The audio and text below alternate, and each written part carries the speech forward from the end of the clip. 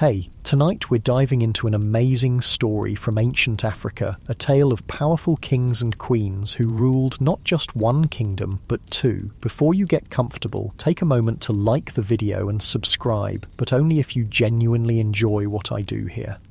And let me know in the comments where you're tuning in from and what time it is for you. It's always fascinating to see who's joining us from around the world. Now, dim the lights, maybe turn on a fan for that soft background hum, and let's ease into tonight's journey together. Congratulations, you've just woken up in the 8th century BCE, along the banks of the mighty Nile River, deep in the heart of ancient Nubia. The morning sun shimmers on the water, painting the sandstone cliffs in hues of amber and gold. You rub your eyes, disoriented by the sudden change in time and place, but there's no time to wonder how you got here. A distant drumbeat carries across the water, and people all around you are rushing toward the riverbank. "The king is coming," a woman tells you excitedly as she hurries past, her colourful beaded necklace jangling with each step. King Pi returns from his northern conquest. You follow the crowd to the riverside, your bare feet sinking into the warm sand. The good news is that you've awakened during one of the most fascinating periods in African history. The bad news? Well, you're now living in a time without air conditioning, and the desert heat is already making sweat trickle down your back. The Nile stretches before you, a ribbon of blue cutting through the golden desert. This isn't Egypt, though it might look similar at first glance. You're standing in the ancient kingdom of Kush, in the land called Nubia, which spans what is now northern Sudan and southern Egypt. The year is around 728 BCE, and you've arrived at a pivotal moment in history. A magnificent wooden boat comes into view, its prow carved into the shape of a ram's head, the symbol of Amun, the great god of both the Nubians and Egyptians. Standing proudly at the front of the vessel is a tall, regal figure wearing a double crown, the combined crown of Upper and Lower Egypt, signifying that he rules both lands. This is King Pi, the Nubian ruler who has just accomplished something extraordinary. He has conquered Egypt and become its pharaoh, establishing what historians would later call the 25th dynasty. As the boat draws closer, you can see the king more clearly. His skin is dark, his frame powerful, and his eyes sharp with intelligence. Around his neck gleams a wide collar of gold, and gold cuffs encircle his strong arms. This is one of the Black Pharaohs, the Kushite kings, who would rule Egypt for nearly a century. "Come," whispers a voice beside you. You turn to find an old man with kind eyes. "I am Amos, a scribe in the temple of Amun. If you wish to understand our kingdom and its rise to greatness, I can show you." You nod, grateful for a guide in this unfamiliar world. "First," says Amos, "you must understand the land of Kush." He gestures around you. "Nubia has existed since the dawn of time, just as Egypt has. Our kingdoms have been neighbours, sometimes friends, sometimes rivals, but always connected by the great river Nile." As you walk with Ahmose through the bustling crowd, he explains that for centuries Egypt had dominated Nubia, treating it as a source of gold, ivory, ebony, and slaves. Egyptian pharaohs built temples and fortresses throughout Nubia during their periods of control, but times change and empires rise and fall. Egypt grew weak and divided, Amos tells you, for over 300 years since what they call their new kingdom collapsed. Egypt has been fractured, ruled by competing kings and local princes, but Kush remained strong, unified under our kings at Napata. He points to a majestic sandstone mountain rising in the distance. "That is Jebel Barkal, you know, our sacred mountain. The Egyptians who once ruled us believed it was the southern home of their god Amun. When they left, we continued to worship there, building our own temples and palaces. Our kings receive their power from the mountain. It is where heaven and earth meet." You gaze at the flat-topped mountain, its distinctive pinnacle seeming to pierce the sky. Even from this distance you can see the temples nestled at its base, their pillars gleaming white in the sun. And who exactly is King Pi, you ask, watching as the royal boat docks and attendants rush to assist the king. Amos's eyes shine with pride. Pi is the son of King Kashta, who began our dynasty's expansion northward. Pi completed what his father started. When Egyptian princes fought among themselves, weakening their land, he saw it was time for Kush to rise. In a great campaign, he conquered all of Egypt, from Thebes to Memphis to the Delta, uniting the two lands once more. You watch as King Pi steps onto the shore, his movements deliberate and dignified. Guards with spears and shields form a protective circle around him, and priests in white linen robes wave ostrich feather fans to cool him in the desert heat. He does not rule as a conqueror, Amos continues, but as a true pharaoh. He restored the ancient temples, revived old traditions, and brought stability back to Egypt. He rules in the Egyptian style, taking their titles and customs, but he remains Nubian in his heart.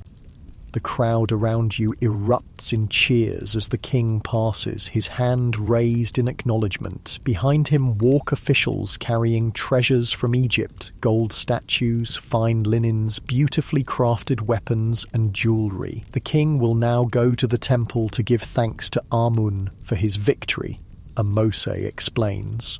Would you like to follow? It is a rare privilege to witness such a ceremony. You nod eagerly, and Amos leads you up a sandy path away from the river toward the great temple complex near Jebel Barkal. As you walk, he points out the features of the city surrounding you.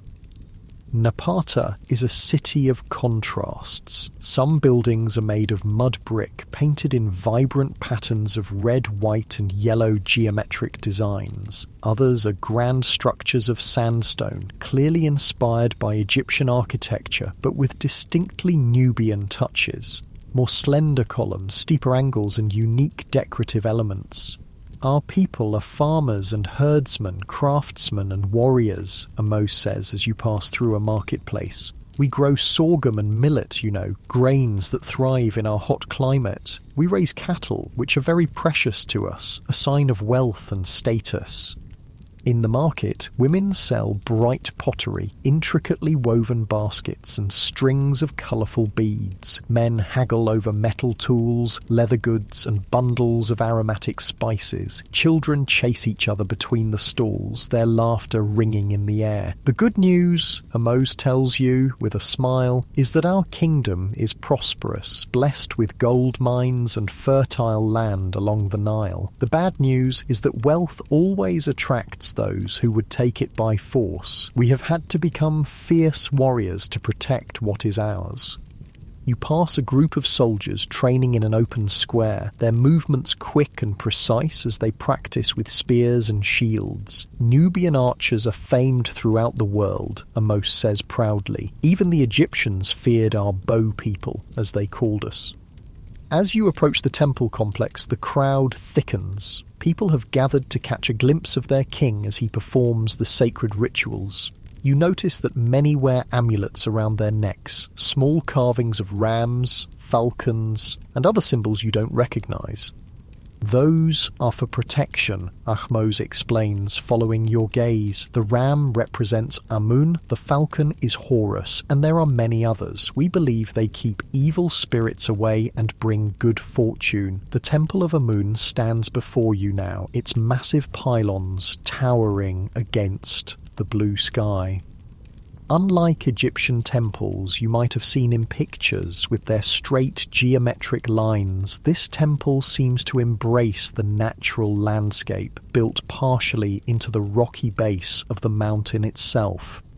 Jebel Barkal is itself the god, Amos says reverently. See that pinnacle? He points to the distinctive rock formation atop the mountain. From certain angles it appears like a royal uraeus, a cobra ready to strike. The protective symbol worn on pharaohs' crowns. This is no accident. The gods shaped this mountain as a sign that kings would come from this place. You follow Amos to a spot where you can observe the ceremony without intruding. King Pa has changed into ceremonial robes, white linen so fine it seems to shimmer in the sunlight. On his head sits the double crown, and in his hands he carries a scepter and flail, symbols of Egyptian kingship that the Cushites have adopted. Before entering the temple, Amos explains quietly, the king must be purified. You watch as priests pour sacred water over the king's hands and feet, chanting prayers in a language you don't understand. They pray in both our Nubian tongue and in Egyptian, Amos tells you. Our royal court uses both languages, as do our religious ceremonies. Many nobles speak both as well. King Pa now enters the temple, passing between the massive pylons carved with images of gods and hieroglyphic texts. Only the highest priests and officials follow him inside. The rest of the people, including you and Amos, must wait outside. What happens in there, you ask? The king will present offerings to Amun, gold, incense, fine oils, and food. He will receive the god's blessing for his reign. It is a sacred moment between the king and the deity. Later, there will be a great feast for all the people to celebrate his return. While you wait, Amos continues his history lesson. Our kingdom of Kush is ancient, with a culture as old as Egypt's. We traded with the Egyptians since before written history. Sometimes we were conquered, sometimes we were allies, but always we learned from each other. He gestures to a nearby wall covered in hieroglyphs. We adopted their writing, but made it our own. Later, we will develop our own script entirely, the Meroitic language, which will come after the capital moves south to Meroe, but that is still in the future. You notice that the people around you wear a mixture of styles, some in Egyptian-inspired white linen kilts and dresses, others in more colourful Nubian garments with geometric patterns. Many wear elaborate jewellery, beaded necklaces, bracelets of gold and silver, and amulets of various materials.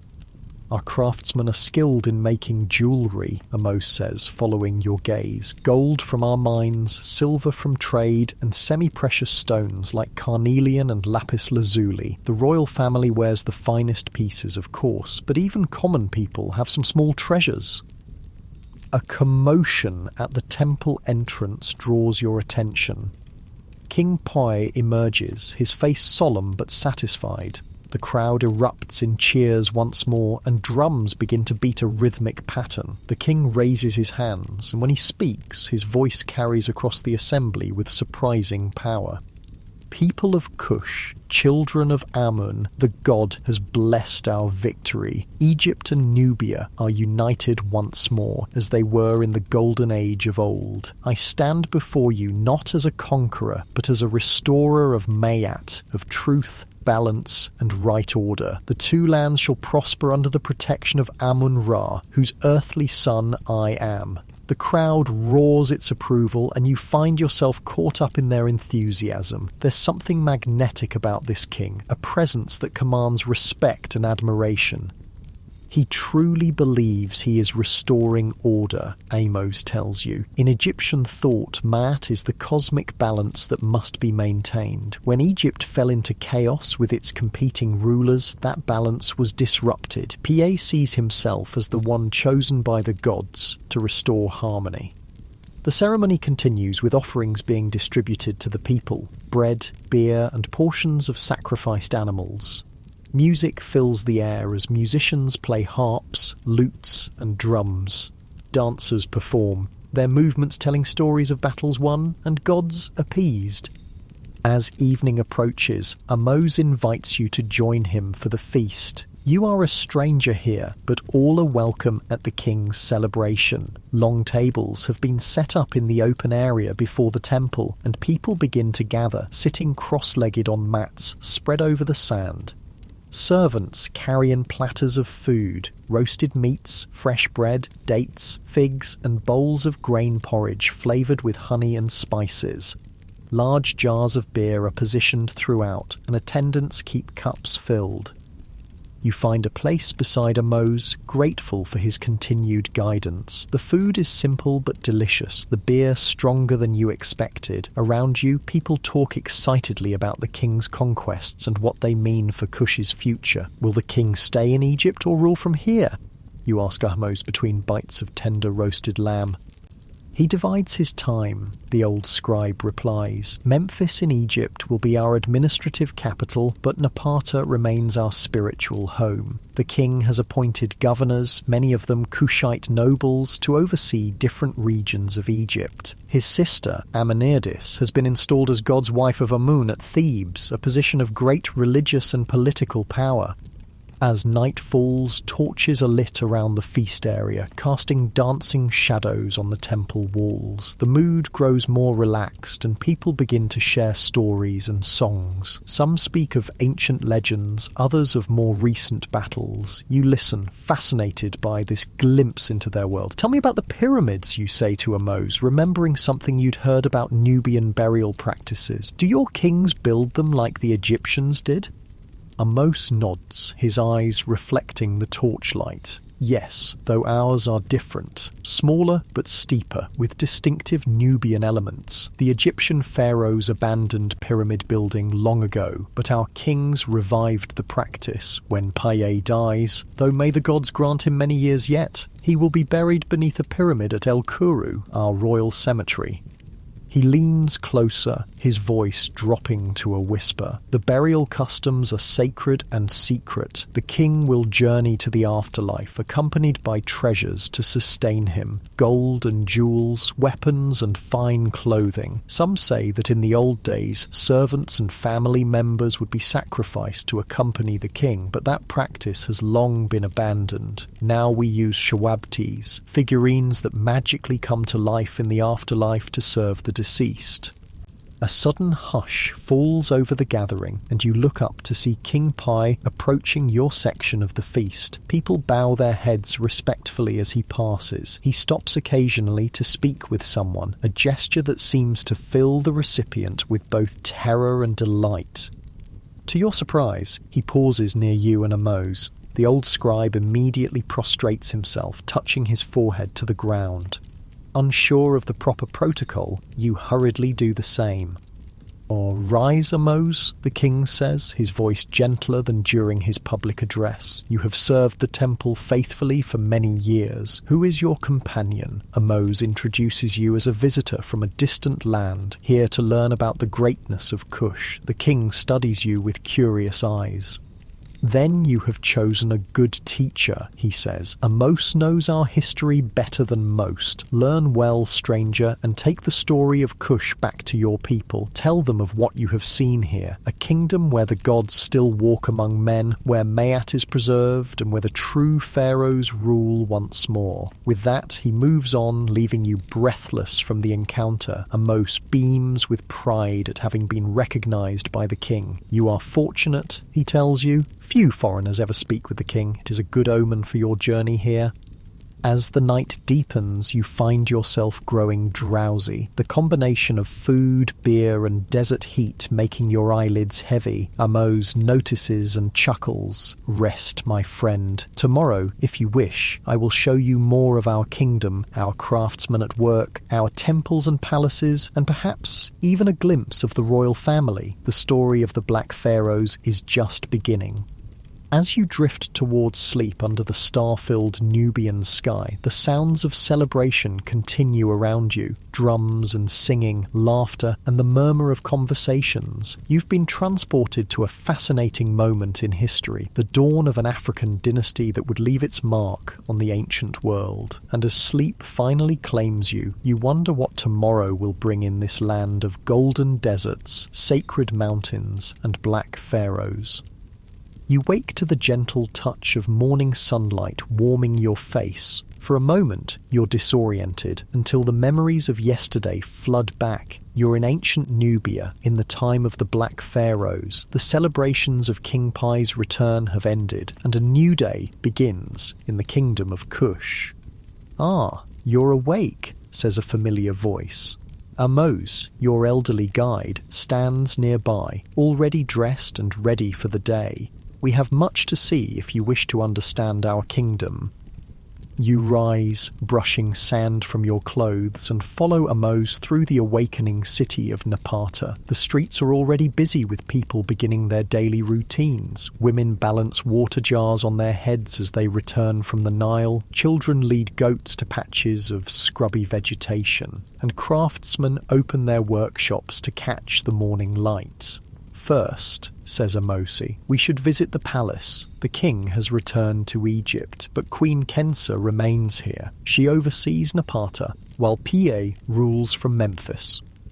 The palace sits on a rise overlooking the city, a sprawling complex of courtyards, halls and gardens. Unlike the stark white temples, the palace walls are painted with colourful scenes of hunting, feasting and religious ceremonies. Guards stand at attention at the main gate, their spears gleaming in the sunlight. We cannot enter, of course, Amos tells you. Only nobles, officials and servants are permitted inside, but from here you can appreciate its grandeur.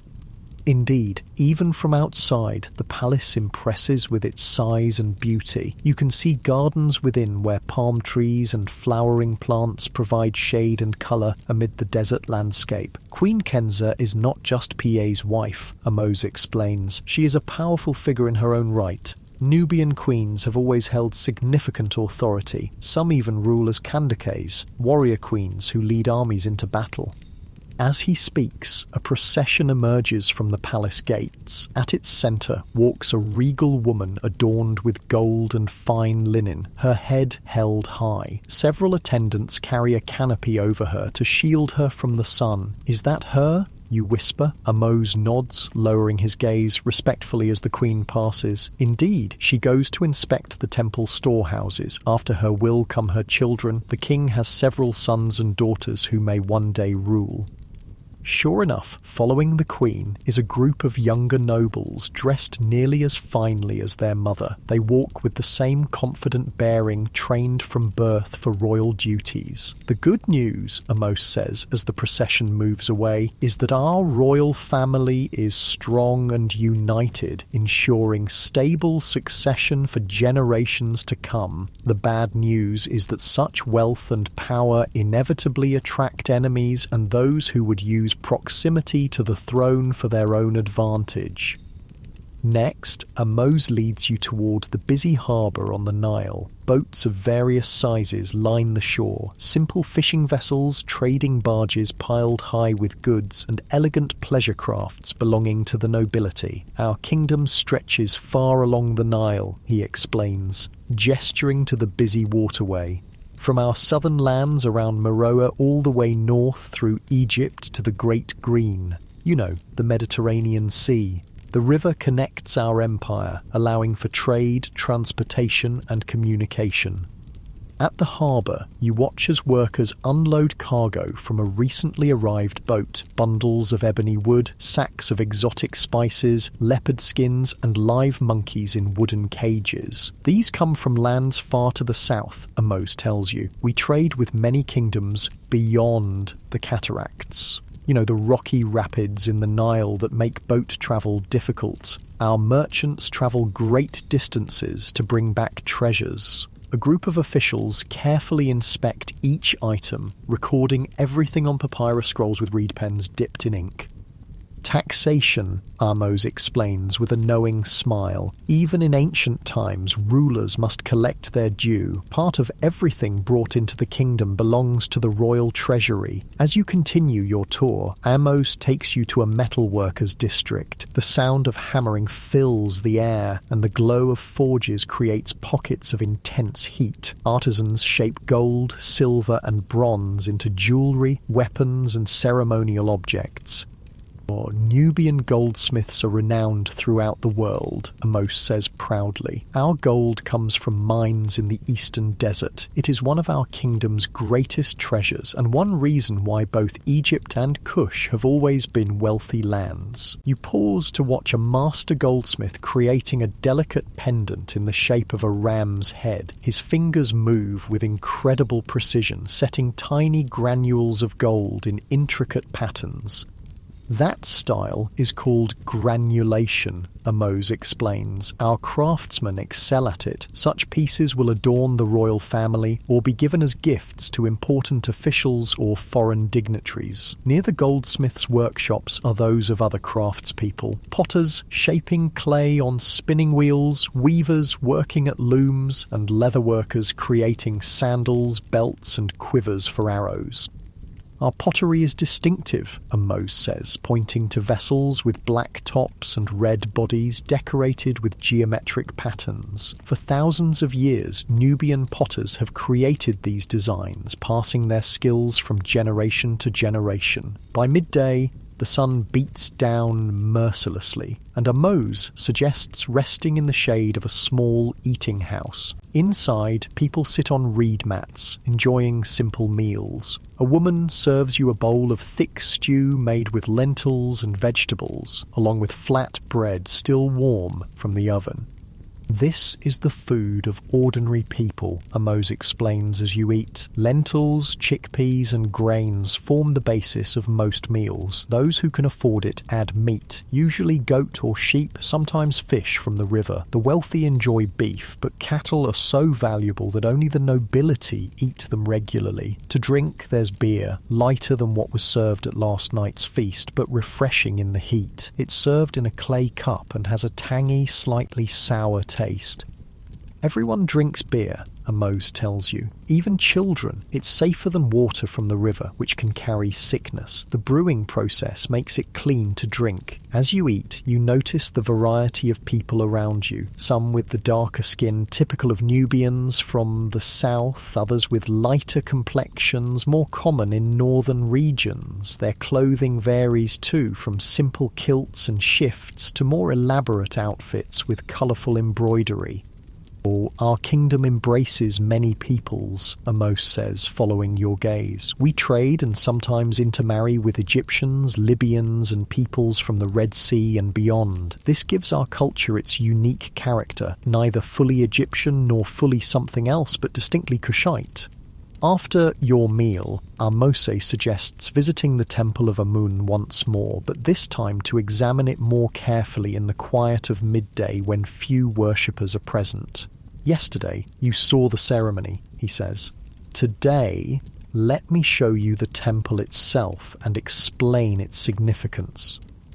The massive temple complex seems even more impressive in the clear light of day. Approaching it from a different angle, you notice how it nestles against the base of Jebel Barkal, the sacred mountain that dominates the landscape. The temple was first built by Egyptian pharaohs when they ruled Nubia, Amos explains as you pass between the great pylons at the entrance. But our kings expanded it greatly, especially after Paye's conquest of Egypt. It is a symbol of our legitimacy as rulers of both lands. Inside, the temperature drops noticeably as thick stone walls block the desert heat. Light filters in through small, high windows, creating pools of illumination on the floor. The walls are covered with relief carvings and paintings showing gods, kings, and religious ceremonies. Here, Amos says, pointing to a particularly impressive scene, is King Pai making offerings to Amun. See how he wears the double crown of Egypt, showing his rule over both Upper and Lower Egypt? Yet his features are distinctly Nubian. The artists make no attempt to portray him as Egyptian. Indeed, the carved figure of Pie shows a man with strong Nubian features, full lips, a broad nose, and the physical build characteristic of his people. Unlike earlier periods when Nubian rulers might have been depicted with Egyptianized features, the 25th dynasty kings proudly display their Nubian identity. Our kings believe that Amun himself chose them to rule, Amos continues. The god first dwelled at Karnak in Egypt, but he also made his home here at Jebel Barkal. When Egypt fell into chaos, Amun called upon the kings of Kush to restore order to both lands. You walk deeper into the temple, passing through hypostyle halls, large rooms filled with columns where the ceiling soars overhead and massive pillars carved like bundled papyrus plants support the roof. The columns are painted in bright colours, reds, blues and golds. that must have required regular maintenance to keep fresh in this dusty environment. Or only priests are allowed in the innermost sanctuary, Amos says, as you approach the heart of the temple. That is where the statue of Amun resides, tended daily by those specially trained for the task. They wash the god, dress him in fresh linen, and present him with food and drink, which is later distributed to the temple workers. Near the sanctuary, you notice a group of men in white robes, their heads completely shaved. They perform a ritual washing at a sacred pool, murmuring prayers as they purify themselves. Those are priests preparing for their duties, Amos explains quietly. They must be purified before approaching the god. They live by strict rules, certain foods they cannot eat, specific rituals they must perform at precise times. It is a life of service and devotion. As you exit the temple, Amos points to a pathway leading up the side of Jebel Barkal. For those with strong legs and a desire for a spectacular view, that path leads to caves carved into the mountain itself. Some are temples dedicated to other gods, like Mut, Amun's consort. You decide to make the climb, following Amos up the rocky path. The ascent is steep and the midday heat makes it challenging, but the promise of seeing these sacred caves motivates you to continue. Halfway up, you pause to catch your breath and look back. The view is already impressive. The temple complex spread out below, the city of Napata beyond, and the mighty Nile curving through the desert landscape like a blue serpent. From here, you can appreciate why our ancestors chose this place, Amos says, gesturing to the panorama. The river provides water and transportation, the valley has fertile land for farming, and the mountain, the sacred mountain, watches over all. You continue climbing until you reach a cave entrance cut into the mountainside. Inside, surprisingly cool air welcomes you. Your eyes adjust to the dimness, and you make out wall paintings showing a goddess with a lioness's head. This is the Temple of Mut, Ahmose explains. In some aspects, she is similar to our Nubian goddess Amisemi. Our kings honoured both traditions, building temples for Egyptian deities while incorporating elements of older Nubian worship. The paintings show scenes of the goddess receiving offerings from King Taharqa, PA's successor. Unlike the formal, somewhat rigid Egyptian style you might expect, these have a distinctive Nubian quality, more fluid lines, bold colours, and certain symbolic elements unique to Kushite art. Taharqa expanded many temples both here and in Egypt, Amos says. He was a great builder, completing what PA began. Under his rule, our dynasty reached its height of power and prosperity. After exploring the cave temple, you continue up to a plateau near the summit of Jebel Barkal.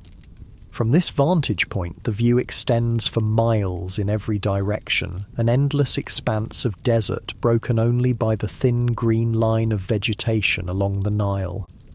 Now you can truly see our kingdom, Amos says with pride. From here to the horizon and beyond, all is under the rule of the Black Pharaohs. Never before has one dynasty controlled so much territory, from the confluence of the Blue and White Niles in the south to the Mediterranean in the north.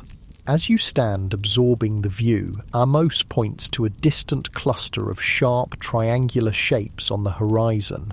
Those are the royal pyramids at El Kuru, where our kings and queens are buried. Would you like to see them next? The descent from the mountain is quicker than the climb, though you must step carefully on the loose gravel of the path. Once back at ground level, Ahmose arranges for a boat to take you downriver to El Kuru, explaining that the royal cemetery is located a few miles from Napata.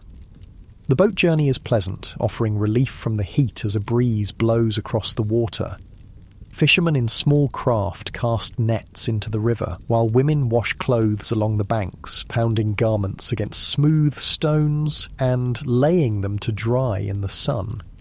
The Nile is life itself, Amos says, trailing his hand in the cool water. Without it, none of this would exist. No cities, no kingdoms, no civilization. Both Egypt and Kush owe their existence to the river's gift. After about an hour, you arrive at El Kuru. From the riverbank, A path leads through a small settlement to a desert plateau where the royal pyramids stand in solemn rows. Unlike the massive Egyptian pyramids you might have imagined, these are smaller, perhaps 30 to 40 feet high, but steeper and more pointed, giving them a distinctive silhouette against the sky. Our pyramids may be smaller than the Great Pyramids of Giza, Amose says, noting your expression, but we have built far more of them. In fact, there are more pyramids in our Nubian lands than in all of Egypt. As you walk among the tombs, Amose explains their construction. The pyramid itself is solid, made of sandstone blocks. The burial chamber lies beneath, cut into the bedrock. A small chapel faces east, where priests and family members can leave offerings for the deceased. You notice that some pyramids show signs of damage, broken capstones or partially collapsed sides. Tomb robbers, Amos sighs. The eternal plague of all civilizations. Despite guards and curses, the lure of royal treasure proves too tempting for some. He leads you to one particularly well-preserved pyramid with a decorative capstone still in place. This is the tomb of Queen Kensa's mother. The royal women are buried alongside the kings with similar honour. In our society, women of the royal family wield great influence, serving as priestesses, regents and advisors. At the eastern face of the pyramid, a small chapel contains paintings showing the deceased queen in the afterlife, enjoying an eternal feast with the gods. The artwork combines Egyptian religious themes with distinctly Nubian stylistic elements. When a king or queen dies, Amos explains, they undergo elaborate funeral rites that last for days. The body is prepared with special oils and wrapped in fine linen. Amulets, protective charms, are placed among the wrappings to safeguard the journey to the afterlife. Then the body is placed in a wooden coffin, sometimes encased in a stone sarcophagus, and lowered into the burial chamber.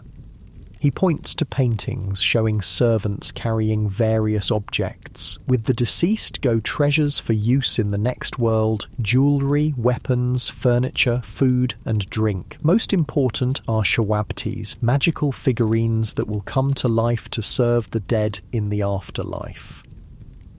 As the afternoon begins to wane, throwing longer shadows across the cemetery, Amose suggests returning to Napata. On the boat ride back, he continues his history of the Black Pharaohs. After Pa came Shabaka, then Shibitku, and then Taharka, each continuing our dynasty's rule over Egypt and Nubia. They built and restored temples, maintained Ma'at, cosmic balance and order, and defended their territories against threats. His expression grows somber as he continues. But no empire lasts forever. During Taharka's reign, a new power rose in the east, Assyria, with its fearsome armies and cruel kings. They set their sights on Egypt, drawn by its wealth and prestige. The boat reaches Napata as the sun begins to set, painting the sky in spectacular shades of orange and gold. The sacred mountain of Jebel Barkal stands in silhouette against this backdrop, its distinctive profile a reassuring presence. Tomorrow, Amos says, as you disembark, I will tell you of Taharka's struggles against the Assyrians and the final days of our dynasty's rule in Egypt. It is a tale of both triumph and tragedy, of battles fought and kingdoms lost and found. You find lodging for the night in a simple guest house near the temple complex. Your room has a reed mat for sleeping, a small oil lamp for light, and shuttered windows to keep out the night's chill, for deserts grow surprisingly cold after sunset. As you settle down to sleep, the sounds of the ancient city surround you. Distant music, the braying of donkeys, voices calling to one another as families gather for evening meals. So different from the world you know, yet full of the familiar rhythms of human life that span all ages. You drift off to sleep with images of pyramids and temples, kings and queens filling your mind, eager to learn more about the remarkable Black Pharaohs who united two ancient kingdoms into one empire. The morning arrives with the distant call of trumpets, long bronze horns that produce a haunting sound carrying across the city. You rise and find Amos already waiting, a small bundle of food in his hands. breaking our fast as we walk, he explains, offering you bread and dried fruit. Today we travel to a special place, the temple at Kawa, built by King Taharka. It lies a short journey from here and will help you understand the greatest of our black pharaohs. You follow Amos through streets already bustling with morning activity. Bakers slide fresh loaves into clay ovens, merchants arrange their wares in market stalls, and children carry water jars to their homes. Daily life in ancient Nubia unfolds around you in all its vibrant detail. At the harbour, Ahmose secures passage on a small sailing boat heading downstream. As you board, he explains more about your destination. Kawa was an ancient settlement, he says, as the boat pushes away from shore, but it was Taharka who made it splendid. He built a magnificent temple to Amun there, inspired by the great temples of Karnak in Egypt. Today, priests from Napata are travelling there for a special ceremony, and we shall accompany them. The boat glides smoothly with the current, its sail billowing in the morning breeze. On board are several priests in white linen robes, their heads shaved clean. They nod respectfully to Amos but maintain their distance, speaking quietly among themselves. Taharka became king after Shibitku died, Amos continues, keeping his voice low out of respect for the priest's privacy. It was around 690 BCE, and he was crowned in Memphis, embracing his role as pharaoh of both Egypt and Kush. His reign would last for nearly 3 decades, a time of great building projects and prosperity, but also of growing threats. As the boat travels downstream, Ahmose points out villages along the shore, fields of sorghum and wheat stretching back from the riverbanks, and occasional herds of cattle watched over by young herdsmen carrying long sticks. The good news, Amos says with a smile, is that Taharka's reign began with abundance. The Nile floods were generous for several years, bringing rich silt to the fields and ensuring bountiful harvests. The king took this as a sign of the god's favour and commissioned temples and monuments throughout the realm. His expression grows more serious as he continues. The bad news is that great powers were stirring in the east. Assyria, with its capital at Nineveh, was building an empire. Its kings had already conquered many lands and set their sights on Egypt's wealth. After about an hour on the river, you reach Kawa. From the harbour, you can see an impressive temple standing above the settlement, its massive pylons visible even at a distance. As you disembark and walk toward the temple, Ahmose explains its significance. This temple was one of Taharka's most important projects. He dedicated it to Amun, of course, but also restored older shrines in the area. For him, building was not merely for display, but a sacred duty to maintain Ma'at, cosmic order and justice. The Temple of Kawa proves even more impressive up close. Like other temples you've seen, it follows an Egyptian plan but with distinctly Nubian elements, steeper angles, slender columns and decorative motifs that blend both traditions. The priests from your boat hurry ahead, preparing for their ceremonies. Amos leads you on a slower tour, pointing out notable features of the architecture and artwork. "Look here," he says, indicating a large stone stela, an inscribed slab near the entrance. This tells the story of Taharka's rise to power. It says he was brought from Nubia to Egypt as a youth in the time of Shibitku and educated in the ways of rulership. When Shibitku died, Taharka was chosen to succeed him, though he was not the oldest prince. The stela shows Taharka receiving the crowns of Egypt and Kush, standing tall and powerful before the god Amun, who extends a symbolic ankh, the symbol of life, toward the king. Inside the temple, light filters through small windows high in the walls, creating an atmosphere of sacred mystery. The air smells of incense, and somewhere deeper in the structure, you hear the soft chanting of priests performing their morning rituals. Taharka ruled from Memphis, Amos continues as you walk through a hypo-style hall with towering columns. But he never forgot his Nubian homeland. He built or expanded temples not just in Egypt, but throughout Kush as well, from Napata to Meroe and beyond. The walls around you are covered with relief carvings showing Taharqa performing various royal duties, offering to the gods, smiting enemies, and receiving divine blessings. In each scene, he wears different crowns and regalia, symbolizing his authority over different regions of his vast empire.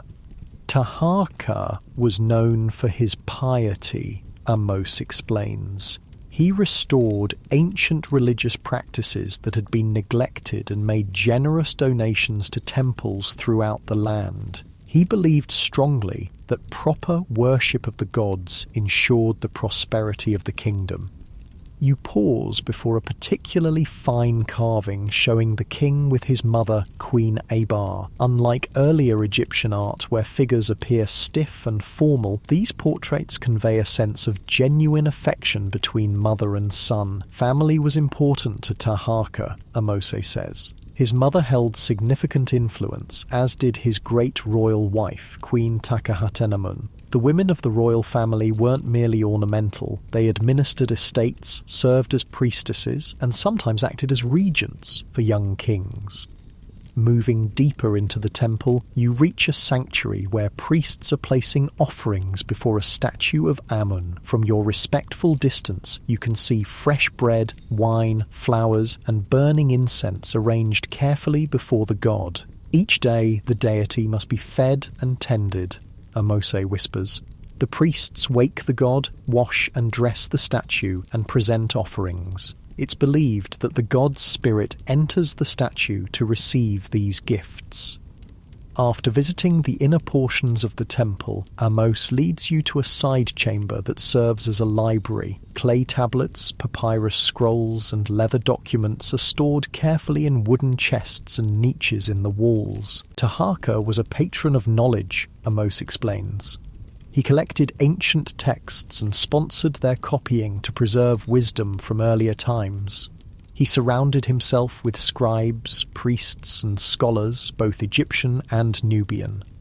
One elderly priest sits at a wooden table, carefully copying hieroglyphs onto a fresh sheet of papyrus. His hand moves with practiced precision, each symbol rendered perfectly despite his advanced age. Knowledge was power then as now, Amos says. Only a small percentage of our people can read and write. Most are farmers, herders, craftsmen, and labourers who pass their skills orally from parent to child. But for those who master writing, particularly hieroglyphs, many paths open up from temple service to royal administration. After exploring the temple, Amose suggests visiting the surrounding town to see how ordinary people live. The settlement of Kawa is smaller than Napata, but follows a similar pattern. Mud brick homes, some plastered and painted in bright colours, arranged along narrow streets radiating from the temple complex. You pass a home where women sit in a courtyard grinding grain on stone querns, hand mills for making flour. Their rhythmic work is accompanied by singing, a haunting melody that makes the mundane task seem almost ceremonial. Songs make the work lighter, Amos explains. We have songs for every task: grinding grain, harvesting crops, rowing boats, even building monuments. Music is essential to our culture, both in sacred ceremonies and everyday life. Further along, you come to a potter's workshop. A man sits at a wheel, skillfully shaping a clay vessel. His feet keep the wheel spinning while his hands guide the clay from a formless lump into a graceful jar. Nearby, completed pieces dry in the sun, waiting to be fired in a kiln built into the ground. Our pottery is famous throughout the known world, Amos says proudly. The distinctive black-topped red ware has been made in Nubia for thousands of years. Each region has its own styles and patterns, passed down through generations. The potter looks up and greets Amos by name. They exchange a few words in the Nubian language, which sounds musical to your ears, with flowing rhythms quite different from the languages you know. He says we're welcome to watch, Amos translates. He's preparing vessels for storage, large jars for grain, smaller ones for oils and wine, cups for drinking. Every household needs pottery for daily life. You observe as the potter completes a tall storage jar, decorating its surface with incised geometric patterns before setting it aside to dry. His movements are swift and confident, the result of years of practice. In Egyptian art, our Nubian craftsmen are often portrayed, Amos tells you. They recognised our skill even when they saw us as rivals or subjects. Nubian gold workers, potters, leather crafters and archers were especially respected. As midday approaches, Amos suggests finding a place to rest and eat. You stop at a small eating house where simple benches surround low tables in a shaded courtyard. The owner brings bowls of stew, lentils, vegetables and small pieces of goat meat in a savoury broth, along with bread and beer. While you eat, Amos returns to his history of Taharqa and the challenges he faced. For the first 15 years of his reign, Taharqa ruled a peaceful empire, he says. Trade flourished, monuments rose, and the two lands prospered. His name was known as far as Libya, to the west, and Phoenicia, to the northeast. But around 674 BCE, the storm broke. He lowers his voice, though the few other patrons seem uninterested in your conversation. The Assyrian king Esarhaddon launched an invasion of Egypt. His army was fearsome, trained soldiers with iron weapons, cavalry on horseback, and terrible siege engines. At first, they were repelled. Taharqa's forces drove them back, and celebrations rang throughout the land. Amos takes a sip of beer before continuing, but the Assyrians returned 2 years later with an even larger army. This time, they captured Memphis itself. Taharqa was forced to flee south, though he left forces behind to continue resistance. The battle swung back and forth. Taharqa recaptured Memphis briefly, only to lose it again when a new Assyrian king, Ashurbanipal, invaded with an even greater force. The story has drawn you in so completely that you've finished your meal without really tasting it. Ahmose notices and smiles gently. History can make us forget the present moment. Finish your beer. We still have much to see today. After your meal, Amos leads you to the edge of town where several large estates spread along the riverbank. Unlike the modest homes in town, these are sprawling compounds surrounded by walls with gardens and outbuildings visible within. These belong to nobles and high officials, he explains. The largest is the governor's residence, where the king's representative oversees this region. From here, taxes are collected, disputes settled, and royal decrees implemented. Just then, a procession emerges from the governor's compound, soldiers in formation escorting a man in fine linen robes and a heavy gold collar. He carries a staff of office wrapped with ribbons, symbolizing his authority. That is the governor himself, Amos whispers. He goes to inspect the granaries, where the harvest is stored. A portion goes to the temple, a portion to the royal treasury, and the rest sustains the population until the next harvest. You watch as the governor and his entourage pass by, the common people along the road bowing respectfully. The system of governance seems orderly and established, operating smoothly despite the king's absence. Our kingdom is well organized, Amos explains as you continue walking. Each region has its governor who answers to the king. Beneath them are lesser officials who oversee smaller districts, collect taxes and maintain records. Scribes like myself serve at all levels, keeping the accounts and writing the documents that allow the kingdom to function. The afternoon is advancing, and Ahmose suggests returning to the temple to observe a special ceremony before heading back to Napata. You arrive just as priests are gathering in the outer courtyard, forming a procession with musicians playing harps, lutes, and drums. They celebrate Taharqa's birth today, Amos explains. Though he died long ago, his spirit, is still honoured, especially here in the temple he built. Watch, but we must keep a respectful distance. The ceremony is colourful and musical, with priests carrying a model boat containing a small statue of the deified king. They circle the temple courtyard 3 times, chanting hymns of praise, before carrying the statue inside to rest in a shrine overnight. Taharqa is remembered not just as a great king, Amos says as you watch, but almost as a god himself. His wisdom and piety still inspire us, even as we remember the tragic end of his reign. As the ceremony concludes, you and Amos make your way back to the harbour to catch a boat returning to Napata. On the journey back, with the sun beginning to lower in the western sky, Amos continues his history. When Taharqa died in 664 BCE, his nephew Tantamani tried to reclaim Egypt from the Assyrians. He briefly succeeded in retaking Memphis, but the Assyrians returned with an even larger army, driving him all the way back to Napata. The boat passes a series of small fishing villages, their inhabitants casting nets from simple craft or setting traps along the shoreline. Life continues as it has for thousands of years, seemingly untouched by the great political struggles Amos describes.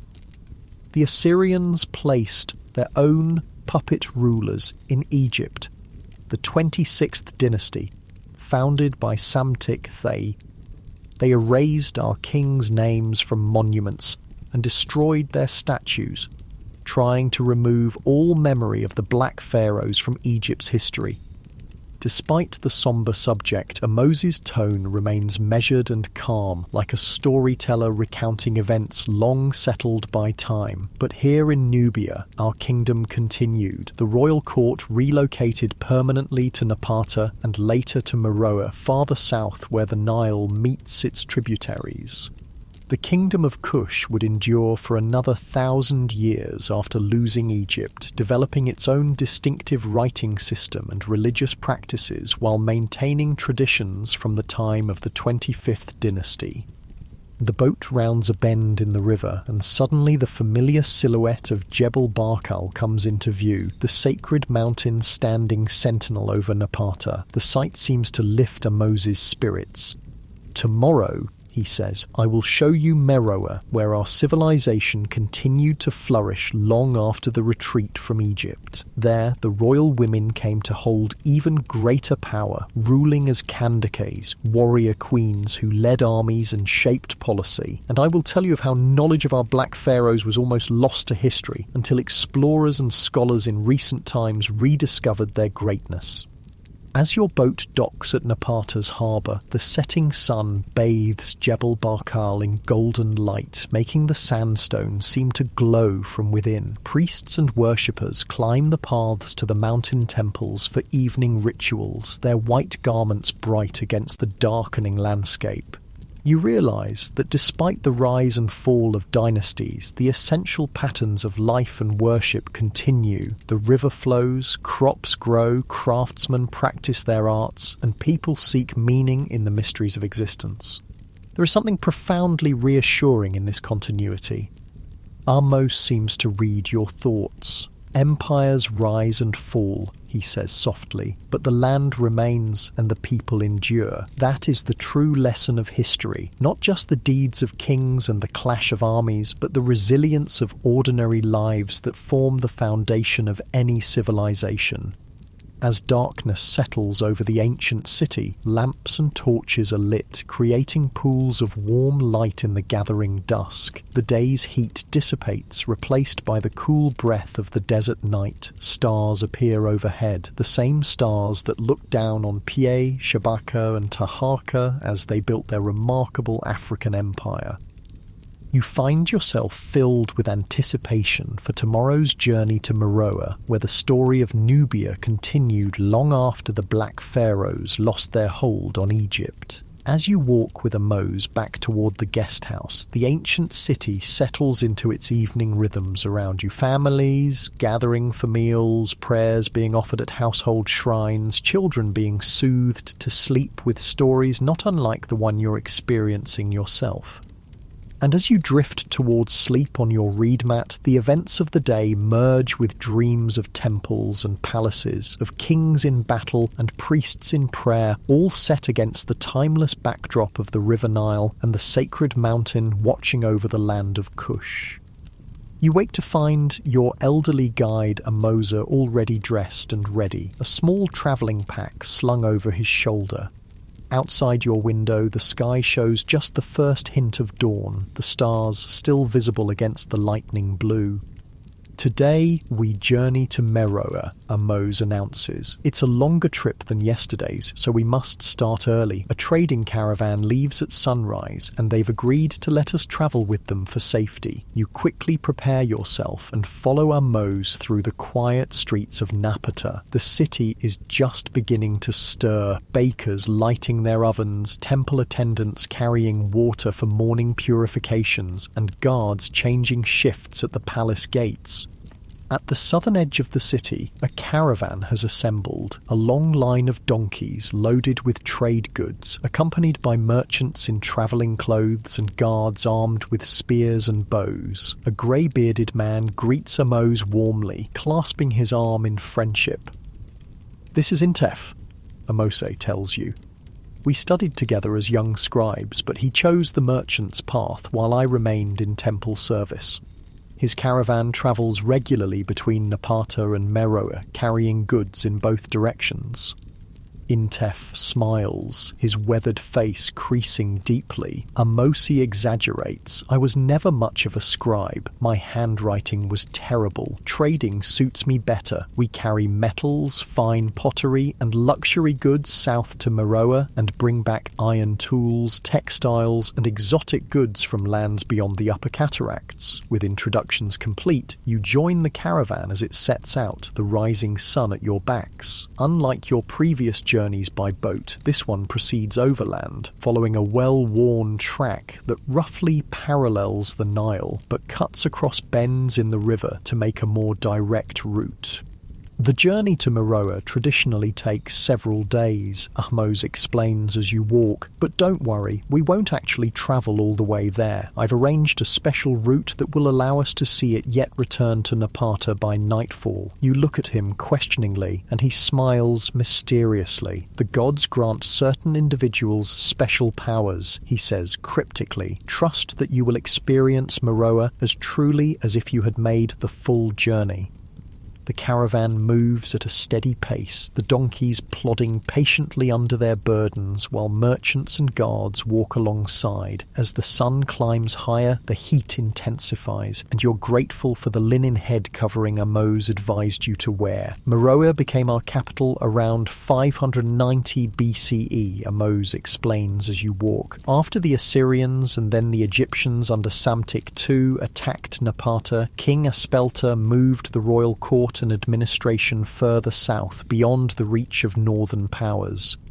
The landscape gradually changes as you travel. The terrain becomes less arid, with more vegetation alongside the river and wildlife visible in the distance. Gazelles grazing on sparse grass, birds circling overhead, and occasionally hippos wallowing in the river shallows.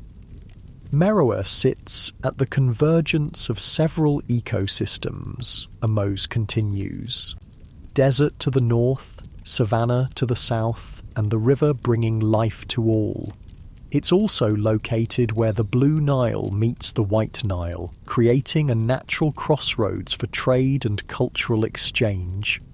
Intef, overhearing, joins the conversation. Meroe is a trader's paradise, he says enthusiastically. Goods from all of Africa pass through its markets. Gold from the western mountains, ivory from the southern forests, spices and exotic animals from lands so distant that some believe they're merely legends.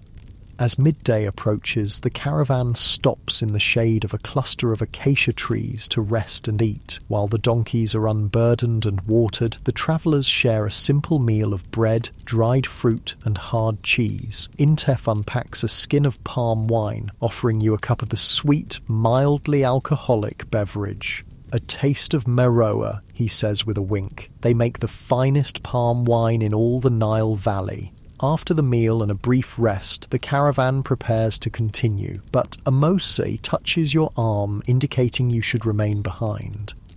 "Here we part ways with Intef and his caravan," he says quietly. They continue to the real Meroa, while I show you something else. You bid farewell to the friendly merchant, who seems unsurprised by your departure. As the caravan disappears down the track, Amos leads you toward a small, sheltered gully hidden among rocks. "Close your eyes," he instructs, "and take my hand. The journey to Meroa is long in distance, but can be short in time for those who know the secret paths." Feeling slightly foolish but intrigued, you comply. There's a strange sensation, a shifting, as if the ground beneath your feet has suddenly turned to water, and then Amos says, "You may look now." You open your eyes to a completely different landscape. Before you stretches a vast city, far larger than Napata, built on a gentle rise above a wide, fertile plain. The Nile flows majestically nearby, and beyond the cultivated fields you can see the beginning of lusher vegetation. The savanna that marks the transition from desert to the greener lands of Africa's interior. "Welcome to Meroa," Amos says, his eyes twinkling at your astonishment, not as it was during the Black Pharaoh's time, but as it became in later centuries, the heart of a flourishing kingdom that continued long after Egypt was lost. Still stunned by the inexplicable transition, you follow Amos toward the city. As you approach, you notice significant differences from Napata. While there are temples with Egyptian-inspired elements, there are also distinctly different structures, round buildings with conical roofs, massive storage facilities, and extensive workshops where smoke rises from dozens of furnaces. Meroa became famous for its ironworking, Amos explains. Our smiths discovered techniques for smelting iron ore to create tools and weapons stronger than copper or bronze. It became one of our kingdom's most valuable industries and helped maintain our independence. You pass through the city gates, which are guarded by soldiers whose equipment looks more advanced than what you saw in Napata. Their spears have iron tips rather than bronze, and some carry long, straight swords that would have been impossible to create without sophisticated metalworking techniques. The streets of Meroa are wide and busy, filled with people from seemingly every corner of Africa. Tall, dark-skinned warriors from the south, lighter-complexioned traders from the north, and everyone in between. The clothing styles show even greater variety than in Napata, with some people wearing traditional Egyptian-inspired garments, while others dress in colourful woven fabrics, elaborate beadwork, and styles you've never seen before.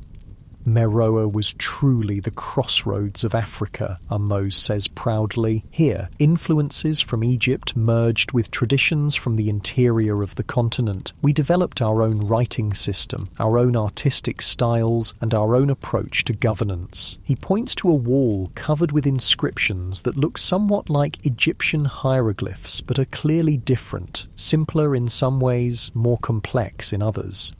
This is Meroitic script, he explains. Developed around 200 BCE, it allowed us to write our native language rather than using Egyptian. Unfortunately, few today can read it. The knowledge was lost over time, and scholars still struggle to fully understand these texts. Moving deeper into the city, you come to a large open square dominated by a massive temple. Unlike the Egyptian-style temples you've seen previously, this one incorporates unique architectural elements, columns carved with images of elephants and lions, friezes showing distinctly African scenes of hunting and harvesting, and statues that blend human and animal features in new and striking ways. This is the great temple of Amun at Meroa, Amos says. While we maintained worship of Amun, brought to us originally from Egypt, here he merged with local deities. Alongside him, we worshipped gods like Apedamak, the lion god, who was purely Nubian in origin. Inside the temple courtyard, you observe priests performing rituals that seem familiar from what you've seen in Napata, yet with subtle differences, different gestures, additional offerings, and prayers that sound unlike anything you've heard before. Our religious practices evolved, Amos explains. While maintaining connections to our past, we incorporated new elements that reflected our changing understanding of the divine. Next, Amos leads you to a spectacular palace complex situated on the highest point of the city. Built of red sandstone with accents of black granite, it presents an imposing presence overlooking both the city and the river beyond. This is the royal residence, he says, but unlike in earlier times, when kings held absolute authority, Meroe saw the rise of powerful queens known as Kandakes. These weren't merely consorts, but rulers in their own right, who led armies, directed policy, and sometimes governed alone without a king. As if on cue, a procession emerges from the palace gates, guards with elaborate headdresses, musicians playing drums and flutes, and at the centre, a regal woman adorned with gold and wearing a crown that combines Egyptian elements with distinctly Nubian designs.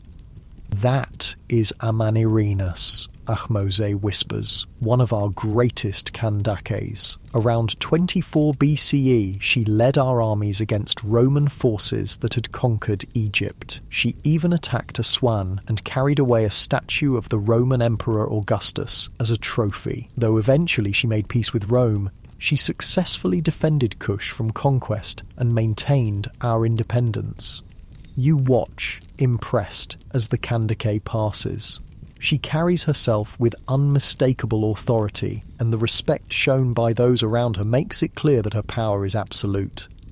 The Romans called her the One-Eyed Queen because she lost an eye in battle, Amos adds. They remarked on her ferocity and courage, qualities greatly admired in our rulers, whether male or female. After the procession passes, Amos suggests visiting the artisans' quarter to see another aspect of Meroitic culture. You walk through streets filled with workshops where craftspeople practice their trades, potters creating distinctive black burnished ceramics, glass blowers shaping delicate vessels, and jewelers working with gold, silver, and precious stones.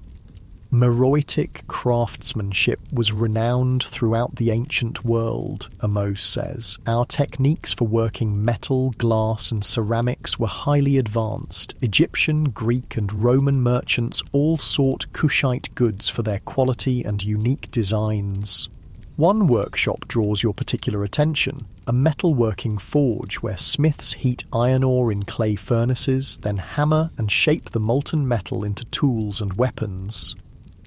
Ironworking was perhaps our greatest technological achievement, Amos explains. While other civilizations also discovered iron, our smiths developed particularly advanced techniques. The ability to produce high-quality iron gave us both economic power through trade and military advantage through superior weapons.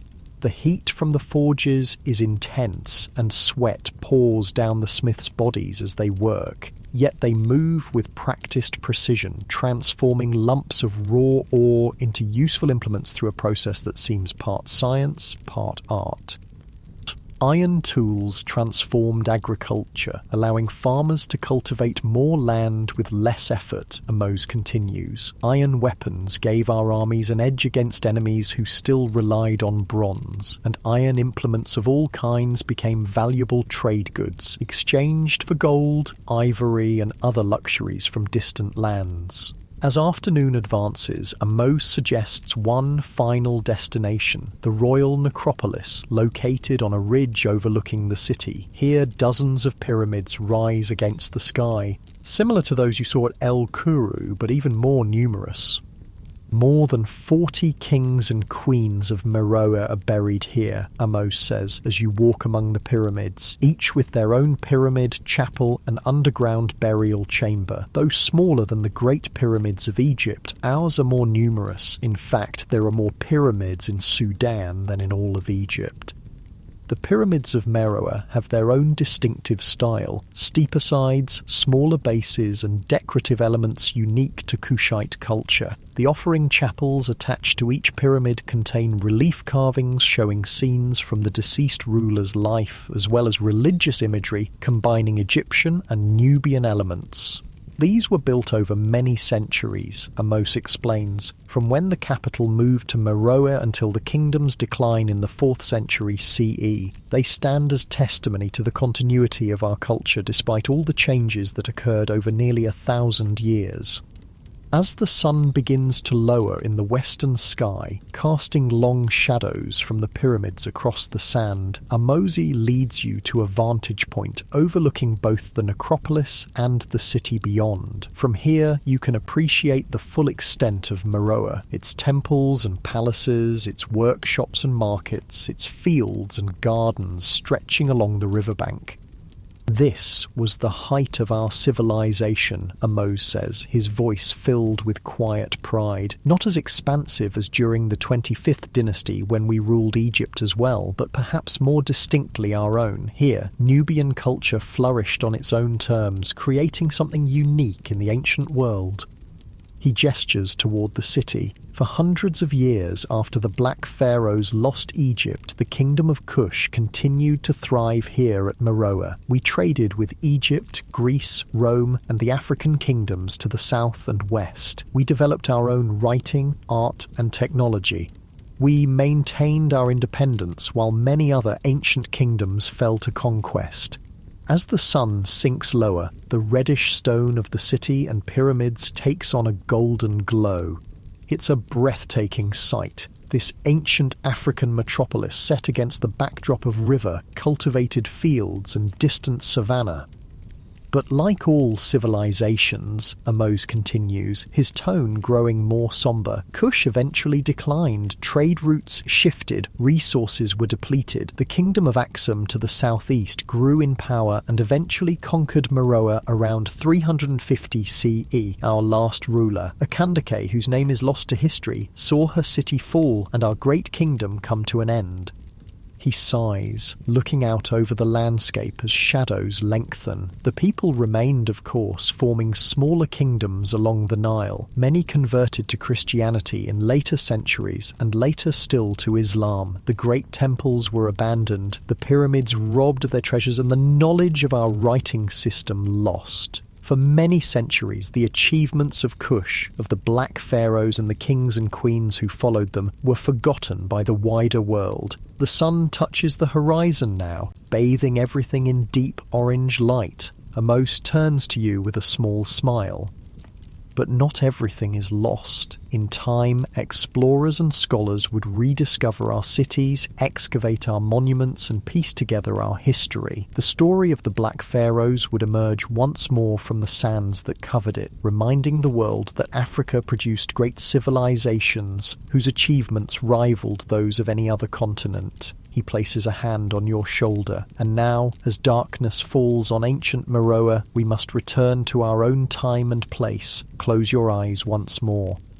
You do as instructed, feeling again that strange, shifting sensation. When Amos tells you to look, you find yourself back in the small gully where you left the caravan, the afternoon sun still high in the sky. It's as if no time has passed, though you've experienced what felt like a full day in Meroe. How? You begin to ask, but Amos simply smiles enigmatically. Some journeys transcend ordinary paths, he says, but everything you saw was real, or rather, it was as it once was. Meroe stood for centuries, a beacon of African civilization before finally fading into history.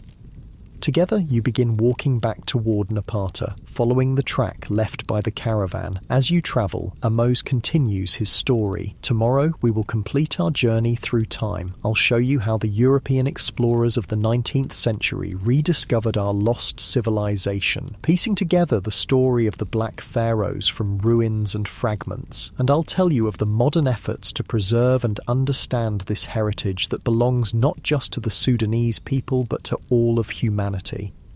The familiar silhouette of Jebel Barkal appears on the horizon as you approach Napata, the sacred mountain standing as it has for millennia, witnessing the rise and fall of kingdoms, the flow of the eternal river, and the endless cycle of human striving, achievement, and eventual passing. Rest well tonight, Amos tells you as you reach the city gates.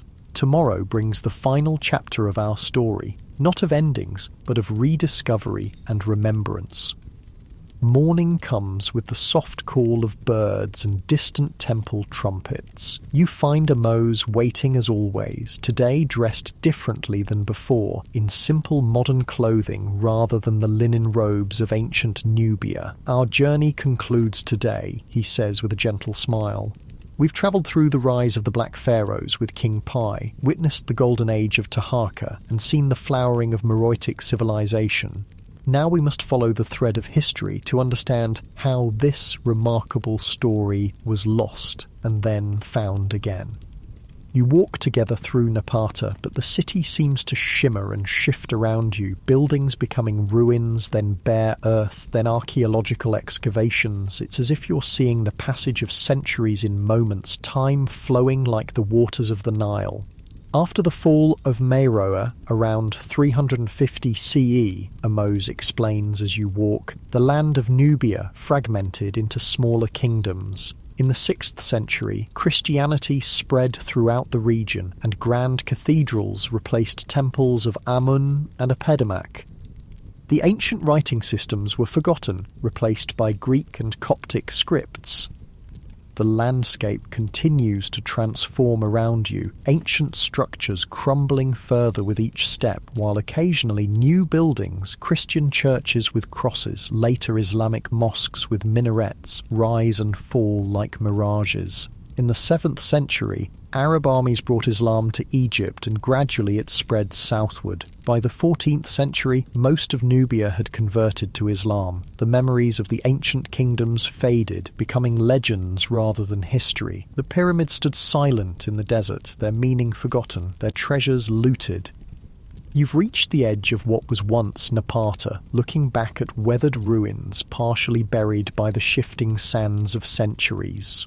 For hundreds of years, Amos continues, the achievements of Kush were unknown to the outside world. The ancient Greek historian Herodotus had written of Ethiopian kings who ruled Egypt, but many dismissed his account as myth. The monuments of the Black Pharaohs in Egypt were attributed to Egyptian rulers, their true origins obscured. Your surroundings shift again, and suddenly you're standing beside a European man in 19th century exploration gear, sketching the pyramids at Jebel Barkal in a leather-bound notebook. This is Frédéric Cailliot, a French mineralogist who travelled through Sudan in the 1820s. Amos explains. He was among the first Europeans to document the Nubian pyramids, though he didn't fully understand their significance. His drawings and writings sparked interest in these mysterious monuments. The scene changes again. Now you're watching a different European man directing local workers as they excavate around a temple near Jebel Barkal. He wears a broad-brimmed hat against the desert sun and makes detailed notes as artifacts emerge from the sand. George Reisner, an American archaeologist who began work here in the early 20th century, Amos says. His excavations at El Kuru, Nuri and Jebel Barkal revealed the tombs of the Black Pharaohs and their queens. He uncovered incredible treasures. Jewellery of gold and silver, alabaster vessels and artefacts bearing the names of Pie, Shabeka and Taharqa. You watch as workers carefully lift a magnificent piece from the ground, a pectoral necklace of gold set with lapis lazuli and carnelian, still brilliant despite thousands of years beneath the earth. The good news, Amos says, is that these discoveries brought the kingdom of Kush back into historical awareness, proving that these African rulers had indeed conquered and governed Egypt, just as ancient texts claimed. The bad news is that many treasures were removed from Sudan to museums in Europe and America, separating them from their homeland and the descendants of those who created them. the scene shifts again, and you're in what appears to be a museum gallery in the early 20th century. Glass cases display the artifacts recovered from Nubian excavations, with small, neatly printed cards offering brief descriptions. Visitors in period clothing move slowly from case to case, examining these remnants of a forgotten African empire with curiosity.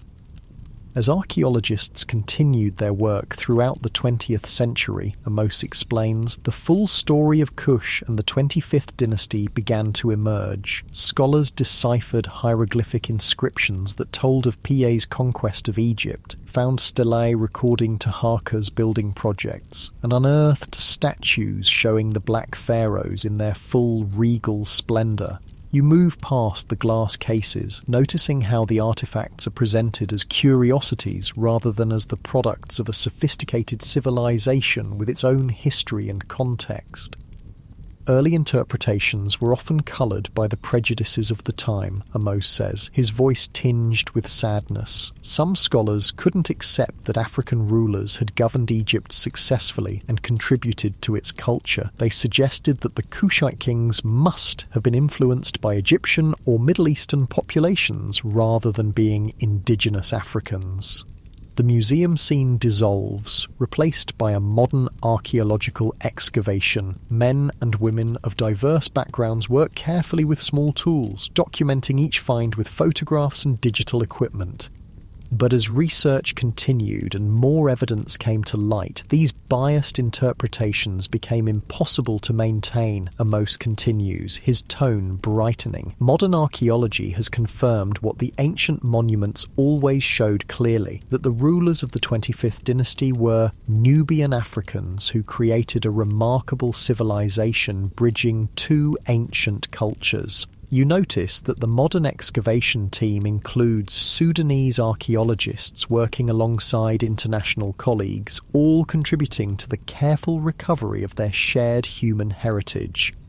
Today's scholars approach the kingdom of Kush on its own terms, Amos explains. They recognise it not as a mere offshoot of Egypt, but as a distinctive civilization with its own contributions to history. The Nubian pyramids, once dismissed as poor imitations of Egyptian monuments, are now appreciated for their unique architectural style and cultural significance.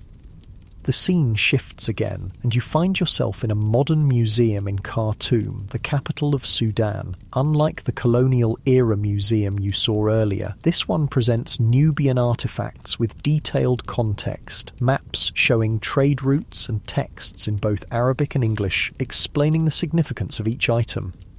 Museums in Sudan now house many important discoveries from recent excavations, Amos says. Though some of the most spectacular finds remain abroad, efforts are being made to present a more complete and balanced view of Nubian history, highlighting its importance to African heritage and world civilization. You pause before a magnificent statue of Taharka, carved in black granite. Despite the passage of millennia, his strong features and regal bearing remain powerful and immediate, connecting you directly to the king you've learned so much about.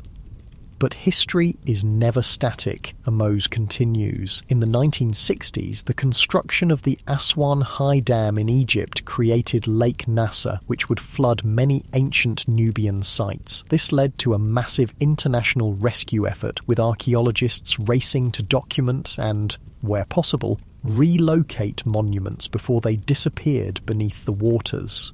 The scene changes to show teams working frantically to record temples and settlements along the Nile, knowing that soon they would be submerged forever.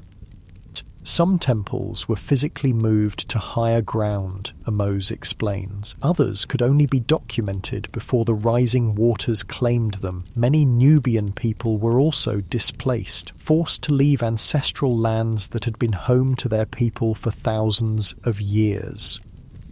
You feel a sense of loss at the thought of these ancient places disappearing, yet also appreciation for the efforts made to preserve what could be saved. More recently, new threats have emerged, Amos says. Political instability, economic pressures, and climate change all endanger the archaeological heritage of Sudan. Illegal excavation and looting continue to strip artifacts from their context, destroying the historical information they might have provided. The surroundings shift once more, and you find yourself standing amid the pyramids of Meroe as they appear today, weathered by time but still impressive against the desert sky. A small group of tourists takes photographs while a Sudanese guide explains the history of the site.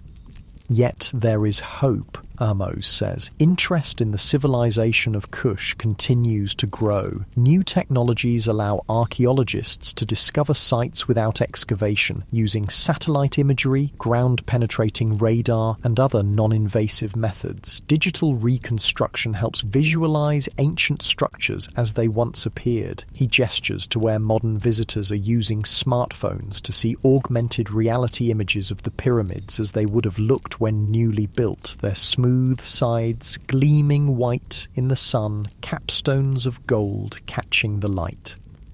And most importantly, he continues, the story of the Black Pharaohs is being reclaimed as an essential chapter in African history. It demonstrates that great civilizations arose throughout the continent, creating art, architecture, writing systems, and forms of governance that rival those of any other region.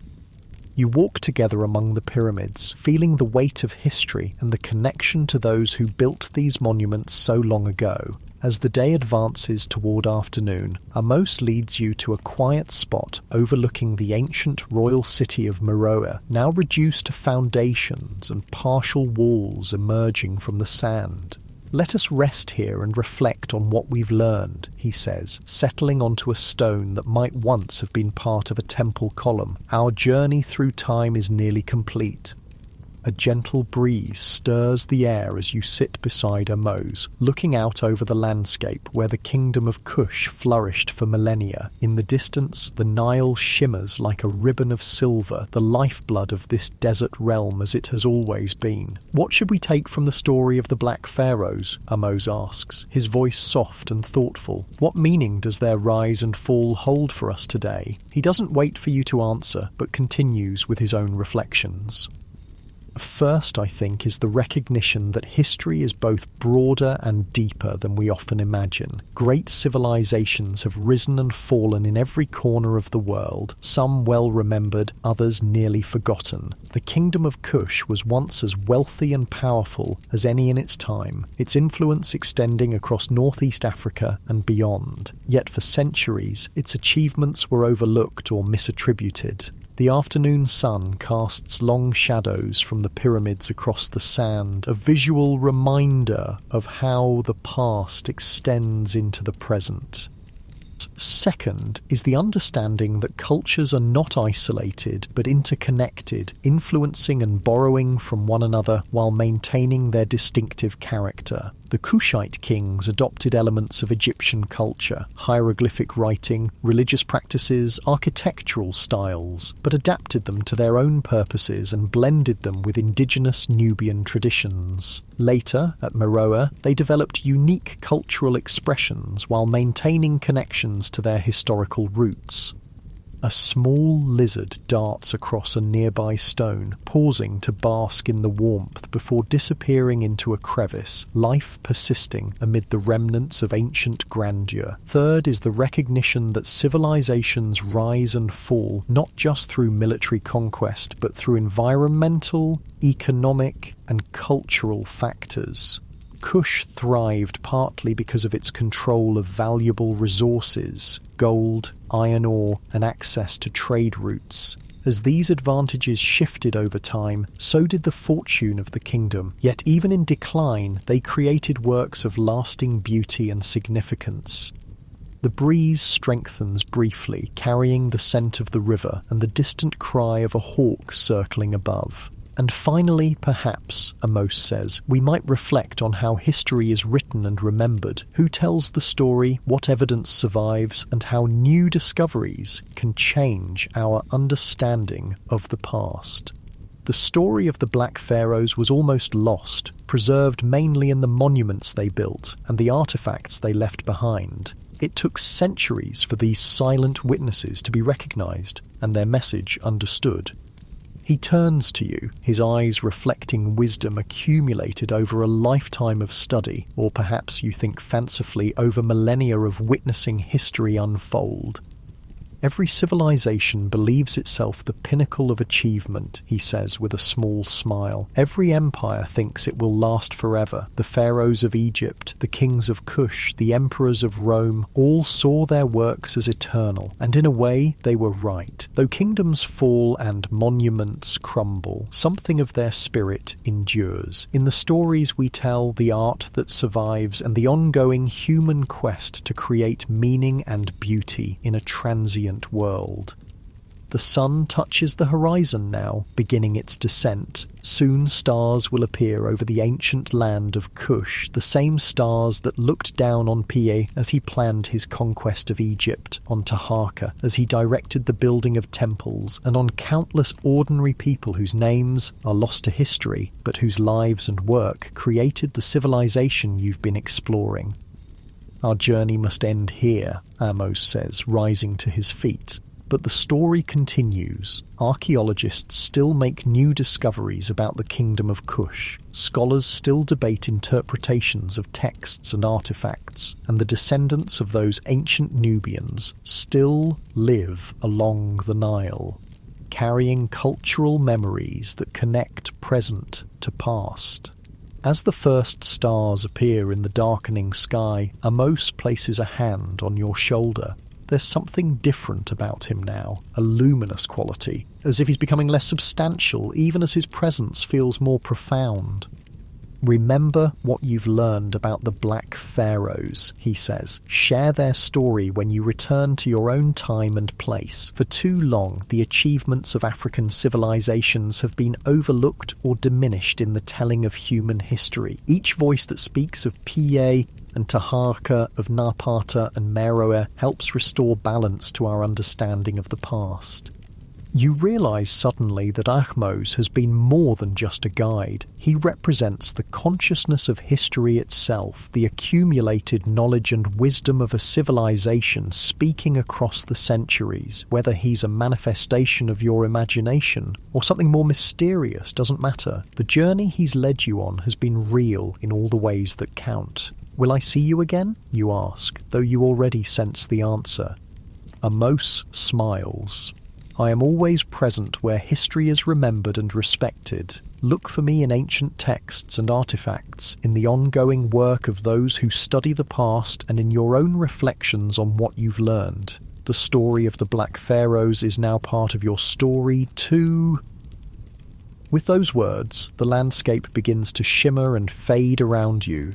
The pyramids, the ruins of Meroe, and even Amos himself grow indistinct, like a dream dissolving at the moment of waking. You feel a gentle transition, a soft shifting of reality, and then you're back in your own time and place, the journey complete, but the knowledge remains of a remarkable African civilization that rose to rule Egypt, built hundreds of pyramids, created distinctive art and architecture, and left a legacy that, though nearly forgotten, has re-emerged to enrich our understanding of human achievement.